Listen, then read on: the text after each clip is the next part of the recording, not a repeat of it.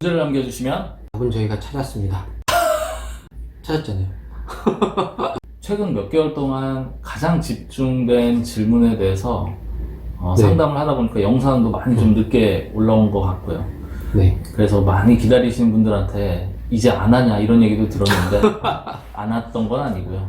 상담을 너무 많이 했어요. 각자 여러 가지 네. 다양한 상담도 하고 시간이 흘러왔는데 맞습니다. 농업 관련된 부분, 특히 농업과 부동산 이렇게 붙여가지고서는 한번 많이 질문을 받는 내용에 대해서 네. 한번 이야기를 해보려고 해요. 근데 저희 영상을 보시고 이제 문의를 남겨주셔가지고 제가 통화를 하면서 저희 영상 보시면 그 내용이 나오는데요라고 이렇게 답을 드리면 다 보진 않았고요. 몇 개 봤는데 신뢰가 가서 그냥 바로 연락드렸어요. 이렇게 얘기하시더라고요. 제가 좀 신뢰가 무리해가지고. 네. 저희가 좀 설명이 부족해서 그런 부분이 있나 보다는 생각이 들어서 한번 좀 질문을 많이 받는 내용에 대해서 이제 네. 준비를 했습니다. 첫 번째가 농업법인의 대표는 농업인이어야 되나요? 이 질문이세요. 아니죠. 농업인이 아닌 사람들이 많이 투자를 해주고 전문 경영인이 농업을 성장시켜라는 게 제도의 취지이기 때문에 농업인이 아니어도 됩니다. 주주에 대한 이해가 사실 일반인들은 많지가 않잖아요. 그렇죠. 그러다 보니까 이제 주주는 대표 이렇게 이해를 하는 것 같아요. 제가 삼성전자 주식을 갖고 하더라도 저는 거기와 임직원 관계가 전혀 아니기 때문에 요즘 많이 올랐는데. 안타깝습니다. 네. 네, 관계가 없다라는 부분 네. 말씀을 드리고요. 주주 중에만 농업인이 들어가시면 된다. 일정 네, 비율. 맞습니다. 부모님이 혹은 본인이 8년 이상의 농지를 작용을 하신 거죠. 네네. 그러니까 직접 이제 영농을 하신 건데 네. 그러면 이제 농지를 갖다가 이제 더 이상 농사 안 짓겠다 해가지고 농지를 파는 거예요. 네. 그럼 이제 나는 세금이 없다고 생각을 하시는 거예요.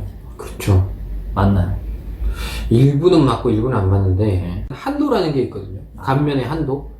그래서 이 부분이 이제 설명이 많이 안 돼가지고 오해를 하시는 분이 많은데 선생님 보고 계시죠? 네. 그게 감면 한도라는 게 1년에 1억입니다. 네. 그리고 5년 동안 2억이에요. 그래서 그 세금을 넘어가는 수준에 대해서는 양도세가 발생합니다. 저 뒤쪽에 가면 한도는 있다 이렇게 나와 있어요. 그렇죠. 네. 그 부분을 항상 좀 염두에 두셔야 됩니다. 뭐 1년에 1억, 네. 뭐 5년에 2억 하니까 아니 지금 땅값이 얼마인데 1억 정도의 토지에 대해서만 세금이 없다는 얘기야? 이렇게 이해하시는데 1억과 2억이라고 표현한 거는 세금 기준에 양도 차익에 대한 세금이 1억이 나왔을 때 그걸 면제하기 때문에 실제로 그렇죠. 부동산 가격은 그 이상 되겠죠. 이상이죠. 동일한 내용인데 네. 저희가 이제 농업법 영상을 워낙 많이 찍어서 네네네. 농업법인 하겠다는 분이 워낙 많으신데 네. 이쪽에다 현물 출자, 즉 네. 법인에다 이 땅을 넣겠다. 네. 그렇게 했을 때는 세금이 없지 않느냐. 아니, 이것도 똑같아요. 아까 말씀하신 뭐 농지 팔면 세금 없다랑 똑같은 건데 그렇죠. 물론 농업법인에 현물 출자를 해도 감면은 있습니다. 네. 그것도 한도가 1억이에요. 똑같은 법을 적용받고 있거든요. 그래서 1년에 1억, 5년에 2억 그 한도까지만 세금이 없는 겁니다. 그럼 결국에는 농지를 다른 사람한테 파나 농업법인에 넣나 세금 한도나 감면은 똑같다. 똑같죠. 네. 농업법인에 넣을 때는 취득세도 고민을 해야 돼요. 양도를 그렇죠. 하게 되면 그 남이 샀으니까 그 사람이 취득세를 내니까 우리가 그렇죠. 고민할 필요는 없는데 현물 출자라면 취득세는 감면받는다고 이해하는 분들 많으세요. 네, 감면됩니다. 100%. 아니죠. 여기서 조금 또 차이가 있는 것 같아요. 농지 같은 경우에는 75% 되고요. 네. 이제 그 외의 것들은 50% 됩니다. 이제 영농, 유통, 가공에 썼을 때. 여기 또 유의할 게 하나 있죠. 그쵸. 농지 같은 경우에는 법인을 설립하고 네. 2년 내에 취득해야 이게 75% 감면이 되는 거예요. 그렇군요. 네. 농지 같은 경우라고 이제 또 설명을 드렸잖아요. 네. 농지가 아니면 아니면 어차피 75%가 안 되기 때문에 네. 그거는 기한이 없습니다. 네. 없다. 이렇게 해서 좀 나누시면 될 것 같아요. 네. 마지막 질문으로 저희가 이제 영상에서 영농증여를 활용하세요라는 영상도 있습니다만 네. 얘기했던 영농증여 혜택 간단하게 요약을 해주시면 영농증여는 아까 이제 그 양도 좀 틀리게 5년 동안 감면세액이 1억이에요. 네. 한 5억 정도 증여하면 세금이 한 1억 정도 나오거든요. 네. 그러니까 그 정도까지는 증여세가 없다.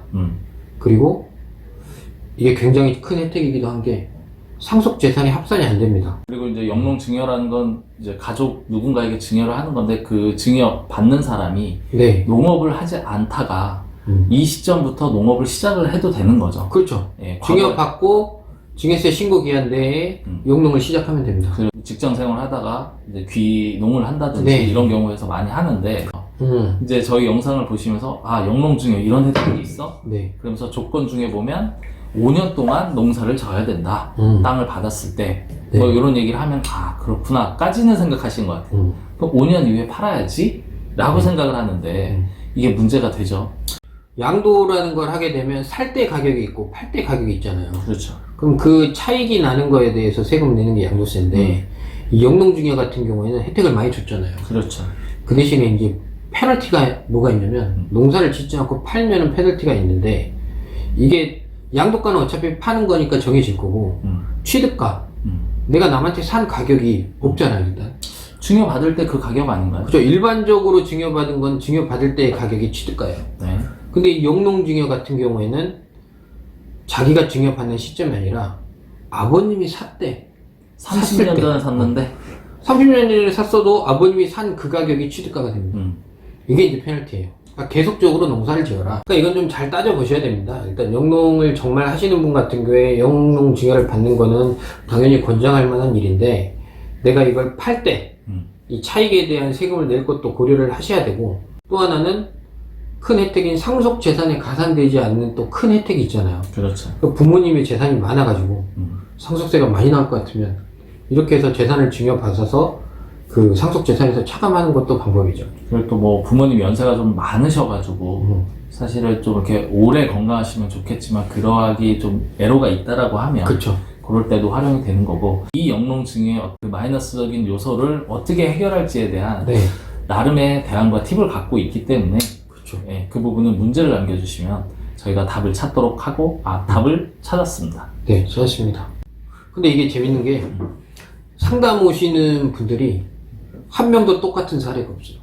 아, 그랬었어요. 일반적으로 이제 농지도 있지만 뭐 목장도 있고 임야도 있고요. 일단 부동산 형태도 다양하고요. 그렇죠. 거기에 주택이 딸린 경우도 있고 그 다음에 가족 간에 어떤 협의가 이루어지신 분들도 있고 아닌 분도 있고. 다툼이 있는 분들도 있고 부모님이 아직 50대, 60대 초반으로 건재하신 분이 있는가 하면 사실 80대가 넘으셔가지고 사실 건강에 좀 위기가 오시는 분들도 있으시고 그 상황에 맞는 답을 찾으셔야 되는 게 핵심 같아요. 정확하게 또 말씀해 주시지 않으면 그렇죠. 저희는 단편적인 보이는 것 가지고만 핵심을 짜면 문제가 되는 경우들이 생기거든요. 뭐 지역에 구애받지만 않고요. 저희가 뭐 지금 제주도도 상담을 하고 있고 뭐 전라도 경상도는 기본이고요. 코로나 때문에 만남이 조금 애로가 있을지언정 그렇죠. 전화라는 게 있기 때문에 궁금한 사항이 있으셔서 댓글에 남겨주시면 저희가 제한된 답밖에 못 드리기 때문에 그렇죠. 네. 이메일로 연락처와 함께 지역 그리고 간단한 궁금사항을 좀 정리해 주시면 직접 통화해서 말씀 나누도록 하겠습니다. 네.